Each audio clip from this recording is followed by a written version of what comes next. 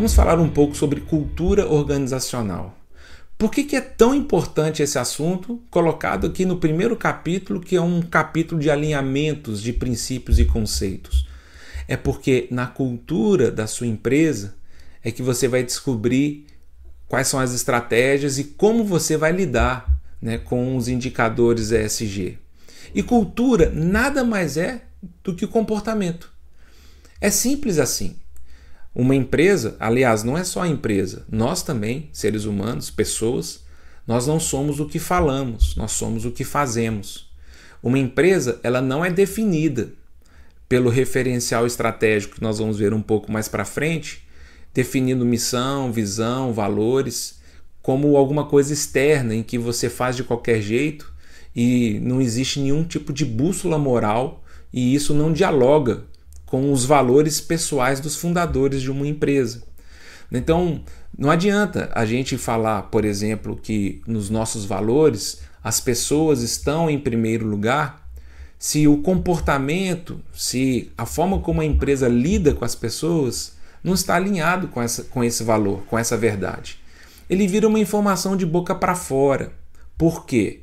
Porque você e eu não somos o que falamos, nós somos o que fazemos. É um conjunto de comportamentos que vai, de fato, demonstrar quais são os valores e qual é a cultura da empresa. Então, muito mais do que um discurso, né, a empresa precisa encontrar um propósito e descobrir e orbitar ao redor dele um conjunto de valores que faz sentido. Encontrando esses valores, então vocês têm um caminho para desenvolver a cultura organizacional. Então, repetindo aqui, um conceito muito simples, mas me parece muito poderoso, é que cultura ela é formada por comportamentos repetidos, incentivados e tolerados ao longo do tempo. As coisas que a empresa, por meio de cultura, incentiva, ela vai definindo, ela vai moldando um comportamento organizacional entre os seus colaboradores. Da mesma forma, atitudes inclusive que nós não concordamos, atitudes que nós reprovamos, mas se não há nenhum tipo de penalidade, se não há nenhum tipo de desincentivo, pelo contrário, há uma tolerância, então esses comportamentos eles também vão sendo moldados na cultura da empresa. Então, um exemplo prático, eu já trabalhei para um patrão que falava assim, olha, toda reunião nossa aqui, se existir mais de 10 minutos de atraso, você não precisa nem entrar na reunião, porque os horários são para serem cumpridos. E isso de fato acontecia.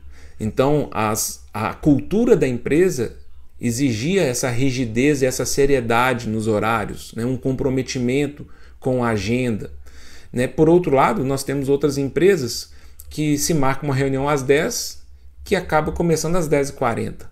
Então acaba existindo uma cultura na empresa de não olhar muito para o relógio, principalmente se quem atrasa é a alta gestão, né? O dono, a diretoria, marca uma reunião às 10 e ela não consegue cumprir esse horário.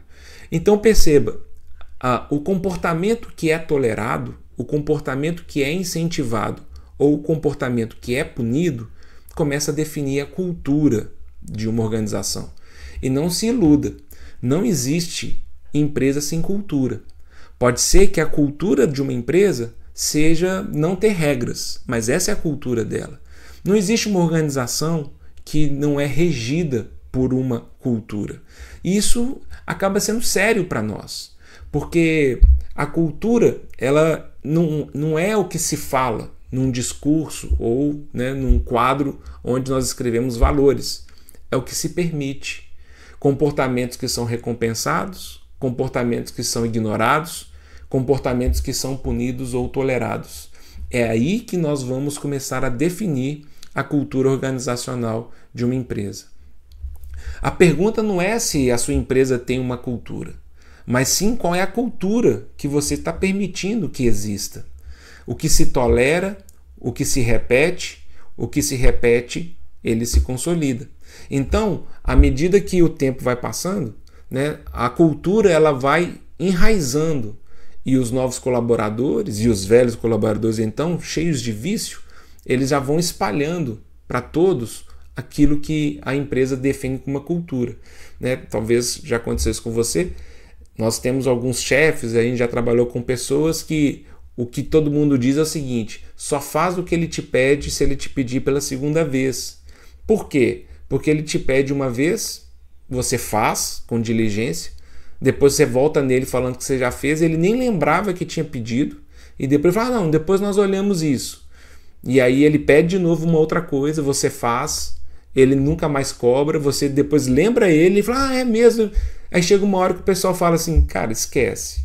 Ele às vezes pede coisas, essa pessoa pede coisas que ela nunca mais vai lembrar de pedir. E aí você só faz então se ela te pedir 2 vezes. Isso é cultura. É cultura de fazer pela segunda vez, é a cultura de fazer de qualquer jeito, é a cultura de não respeitar horários, é a cultura de não respeitar políticas, é a cultura de nem saber qual que é a política da empresa. Isso porque são comportamentos que se toleram, são comportamentos que se permitem. E os comportamentos, uma vez que eles vão se consolidando, eles definem a empresa.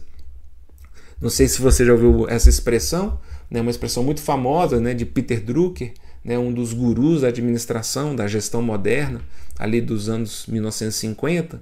Né, Peter Drucker tem uma frase famosa, que ele falava, qualquer estratégia, né, a cultura come qualquer estratégia no café da manhã. O que significa isso? O que significa que a cultura come qualquer estratégia no café da manhã? Significa que não adianta nada nós contratarmos consultores, buscarmos as melhores referências de planejamento, né, técnico ou qualquer outra coisa, fazermos um desenvolvimento de uma estratégia perfeita se a cultura não está alinhada com a estratégia. Não vai existir, não vai acontecer. Simplesmente por quê? Porque na hora que a gente for tentar implementar essa estratégia, a cultura vai destruir a estratégia. Então é muito importante nós entendermos qual que é a cultura da empresa. Né? Então, já aconteceu, né? É tão fácil acontecer isso em empresas, né? Quando se estabelece uma regra, uma lei, uma exigência, e principalmente pessoas, né, os autocaciques, né, a autogestão, ou pessoas que se acham intocáveis, começam a quebrar a regra. Isso gera um efeito cascata, porque ela vai legitimando que outras pessoas também quebrem, né, as regras que foram estabelecidas pela própria empresa. Então, essa é uma das lições muito importantes quando nós escrevemos uma estratégia. Quando vocês forem pensar nos indicadores de ESG, no planejamento das coisas que vocês querem trabalhar, visando uma sustentabilidade da empresa, é muito importante vocês compreenderem quais são as políticas, quais são os valores reais e qual é a cultura da empresa que vocês estão inseridos. Caso contrário, essa estratégia com pouco tempo vai virar um papel em cima da mesa e ela vai ser então de novo destruída aí pela cultura organizacional da empresa. É importante dizer que os comportamentos influenciam. Nós, às vezes, achamos que isso não traz um impacto né, no dia a dia, mas é uma ilusão. Porque se a cultura for tóxica, se a cultura for uma cultura antiprodutiva, se é uma cultura que não visa, né, os stakeholders, né, as partes interessadas, isso afeta a experiência do cliente, isso afeta o engajamento da equipe, a capacidade de inovar, a velocidade de adaptação. Isso afeta a nossa reputação com o mercado e isso afeta os nossos resultados financeiros. Sabe por quê? Porque a cultura molda o comportamento coletivo, mas é o comportamento coletivo que molda os resultados da organização. Então, uma cultura que é leniente, né, que ela é passiva, que ela é permissiva em termos de produtividade, ela vai gerando um comportamento coletivo que é também permissivo, leniente, negligente nas suas responsabilidades. E é claro que isso vai afetar os resultados da organização. Então, quando pensamos em cultura organizacional, ele é uma das coisas mais nucleares em termos de identidade de uma empresa. E é entendendo aquilo que é inegociável, entendendo aquilo que nós não abrimos mão, entendendo as coisas que nós desejamos trabalhar como valores e que de fato serão, para qualquer pessoa que trabalhe, qualquer pessoa que chega para trabalhar, ali vocês também têm que criar esses parâmetros que buscam os melhores resultados operacionais, né, da organização. A cultura organizacional, ela possui 3 camadas. Ela tem uma camada mais externa de todos, que é o que as pessoas fazem, e nós chamamos isso de comportamentos observáveis. Nós temos uma camada intermediária, que já fica um pouco subentendida, ela já não é visível, não é absolutamente externa, que são os sistemas e símbolos, que são como que a empresa e os processos comunicam os valores e a cultura da empresa. E nós temos o núcleo, a camada mais nuclear ali, que são as crenças e o mindset, né? Como as pessoas pensam, como as pessoas creem, o que as pessoas acreditam. Vamos ver cada uma delas aqui rapidamente. A primeira, comportamentos observáveis, são o que as pessoas fazem e é a camada mais visível da cultura. São as ações, atitudes e decisões do dia a dia. É aquele esquema do como as coisas são feitas por aqui. Então, por exemplo, funcionários chegam pontualmente ou com frequência nas reuniões, ou eles atrasam, ou eles faltam. Como que funciona, né, a diligência e a seriedade em reuniões, por exemplo? Chefes escutam suas equipes ou simplesmente impõem decisões? Há colaboração entre áreas ou cada um protege seu território? É cada um por si? Ou pior, né, é cada um contra o outro? Então existe um comportamento observável de rivalidade e competição. A segunda camada, que são os sistemas e símbolos, são os processos e as estruturas que comunicam a cultura da empresa. Então essa camada representa os sinais que a organização envia por meio de suas políticas, estruturas, recompensas e símbolos. Por exemplo, um sistema de avaliação que só premia resultados individuais, mesmo quando a empresa diz valorizar o trabalho em equipe. Um escritório onde a diretoria tem salas privadas, luxuosas, e o resto da equipe trabalha de uma forma apertada, mesmo tendo a empresa um discurso de horizontalidade e que todos são iguais. E a falta de um canal de escuta para colaboradores, né, mesmo falando que é uma empresa que investe na transparência. A empresa não tem um canal de denúncia, né, com uma estrutura de anonimato, a empresa ela não dá feedback, ela não apresenta para o seu colaborador, né, um plano de carreira, mas ela diz que ela valoriza e gosta muito dos seus funcionários. Então perceba, os sistemas e os símbolos acabam definindo bastante, né, nosso conjunto de crenças. E aí chegamos na terceira camada, que é a mais interior, né, é onde de fato é a encrenca, onde dali tudo emerge e tudo influencia, que são o que as pessoas acreditam e sentem. É a camada invisível e profunda, que são as crenças que orientam decisões, ainda que não são ditas. Esses mindsets, ou seja, esse mapa mental, essa configuração da nossa mente, elas se formam com o tempo e são baseadas em experiências passadas e são muito difíceis de mudar sem um trabalho intencional. Então, por exemplo, esses conceitos, essas noções que aqui quem erra é punido, não vale a pena sugerir ideias porque ninguém escuta, promoções só acontecem aqui por politicagem, né? Aqui falar a verdade ele pode me prejudicar. E essas coisas, então, como a gente acabou de ver aqui, cultura é uma das coisas mais difíceis de mudar. Mas é muito importante que a gente saiba disso, que cultura se muda. Então, como nós podemos transformar a cultura? É desconstruindo justamente nessas 3 camadas as coisas que nós julgamos que precisam ser reconfiguradas. Então, traduzir valores em comportamentos observáveis, né, número 1. O que significa isso? Significa que aquilo que é importante para a empresa, em termos de valores, então, por exemplo, Nós toleramos racismo? Nós toleramos homofobia? Nós toleramos bullying? Sim ou não? Se a resposta for nós não toleramos, então nós precisamos criar políticas e mecanismos para que esses comportamentos eles sejam intoleráveis, né? Punidos. E ao punir esses comportamentos, né, e as pessoas observarem isso, os comportamentos começam a mudar. Não há nada mais didático, né, para qualquer homem, qualquer pessoa aprender do que o exemplo, né? A segunda forma de a gente transformar a cultura é reforçando comportamentos desejados. Então nós recompensamos, e não só quando falamos recompensamos, nós recompensamos com dinheiro ou com bônus, nós recompensamos com elogios, nós recompensamos com reconhecimento, os comportamentos que vão em direção aos valores que nós desejamos que a empresa tenha. Terceiro, nós agirmos com coerência diante dos desvios. Integridade, né, coerência no discurso e na prática é fundamental, né, para uma empresa e para qualquer relacionamento. Não existe nada mais nefasto para um relacionamento saudável do que uma pessoa que fala uma coisa e faz outra, porque ela quebra a confiança e essa incoerência não nos dá uma sustentabilidade de uma relação saudável para o futuro. É importante saber que a cultura pode e deve ser gerida. A cultura organizacional não é um mistério incontrolável.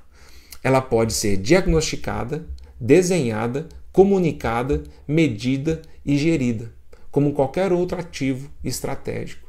Então, às vezes você pode usar seu RH, né, a diretoria de pessoas, né, para pensar formulários e pesquisas de ambiente organizacional, para diagnosticar, para entender onde estão as fragilidades, né, e desenhar e comunicar, né, as medidas e o futuro dos novos valores que nós estamos trabalhando.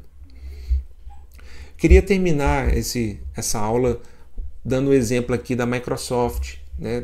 Temos muitos exemplos, muitos cases bem legais, né, da área de transformação cultural, e eu queria mencionar esse, que ele é muito famoso, né, quando Satya Nadella se tornou o CEO da Microsoft em 2014. Então, quando ele assumiu a Microsoft, ele entrou num contexto e num cenário que ele percebeu que estava muito tóxico, né? Era um ambiente de muita inércia, muita lentidão, e a Microsoft vinha perdendo relevância, né, frente a rivais como a Apple, Google e a Amazon. O Windows 8 tinha sido um fracasso completo de mercado. A divisão de mobile falhou com o Windows Phone. O Bing não conseguiu emplacar e perdia feio para o Google. E o Office ainda era forte, só que ele era muito preso a um modelo de licenciamento ultrapassado. E o Nadella foi chamado então, né, Bill Gates e sua turma, chamaram o Nadella para tentar fazer um novo rumo para a Microsoft. E é interessante porque ele constatou, muito mais do que os produtos, ele começou a olhar para as pessoas e para a cultura. E ele percebeu, né, que a Microsoft tinha uma cultura extremamente competitiva internamente.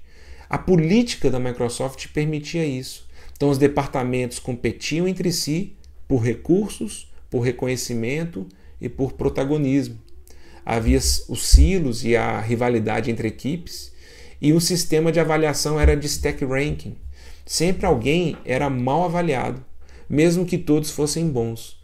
Isso gerava medo e desengajamento. O que é o stack ranking?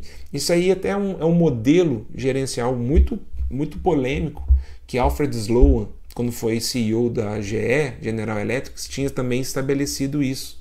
Isso lá no século passado ainda. Mas é muito polêmico. Por quê? Porque essa política de gestão de pessoas, ela falava que não importa o nível, a qualidade da entrega, você precisaria pegar a sua equipe, botar 20% dela como ótimos profissionais, 70% seriam os medianos e 10% seriam a parte da sua equipe que você estaria disposta a jogar fora, né, a eliminar. Então, é como ele constatou, esse tipo de política faz com que, mesmo que todos sejam muito bons, alguém teria que ficar nessa camada, nessa faixa dos descartáveis, né? Os 10% que nós podemos jogar fora. E isso gerou todo esse clima organizacional na Microsoft. Então, uma das primeiras ações que Nadella fez como CEO foi acabar com esse modelo de avaliação da equipe. No lugar disso, ele implementou um modelo de avaliação baseado em desenvolvimento contínuo, feedback construtivo, uma avaliação 360 graus e uma valorização do comportamento colaborativo. O que ele começou a fazer? Ele começou a incentivar um outro tipo de comportamento. E esse outro tipo de comportamento ele é incentivado através de bônus, reconhecimento, promoções. Então, a cultura da Microsoft começou a mudar. Ele começou a investir num ambiente mais saudável para que todos trabalhassem melhor. Então, os resultados vieram muito rapidamente. Então, ele quadriplicou em menos de 10 anos o valor de mercado da Microsoft. Ela voltou a ser, né, uma empresa reconhecida globalmente, inclusive, né, deve ser sempre entre as 3 maiores empresas do mundo. Inclusive, ela foi agora reconhecida, né, no viés de inovação, né, acompanhando as Big Techs aí. E a cultura ela foi transformada por uma cultura mais saudável com a transformação digital. Ele tem uma frase muito legal, né, que ele fala: não é possível construir uma cultura de colaboração e inovação quando as pessoas competem para não serem as piores da sala. Veja bem, é claro que eles repensaram e melhoraram produtos, eles repensaram e melhoraram processos, mas fundamentalmente o que esse presidente fez foi avaliar a cultura da empresa, perceber se essa cultura era uma cultura que incentivava os bons resultados ou não, e começou a trabalhar na alteração da cultura. Cultura é comportamento. E ao mudar o comportamento, ele fez com que a Microsoft trabalhasse de uma forma muito mais poderosa e lucrativa. Então, vamos lembrar, concluindo esse momento, cultura é o somatório dos comportamentos que a empresa estimula, permite e repete. Cultura é o que guia quando não há manual. Cultura é o que você faz quando gerente nenhum está vendo. Então, é o que se diz. Quando alguém fala, quando alguém entra, um novo funcionário, né, um fornecedor, um cliente, quando ele vê o movimento, e tomara que seja um impacto positivo e um movimento benéfico dentro da empresa, e pergunta por que as coisas são feitas assim, então qualquer funcionário que está envolvido e imerso numa cultura positiva, numa cultura organizacional saudável, possa falar assim: uai, mas a gente aqui é assim, aqui nós fazemos dessa forma.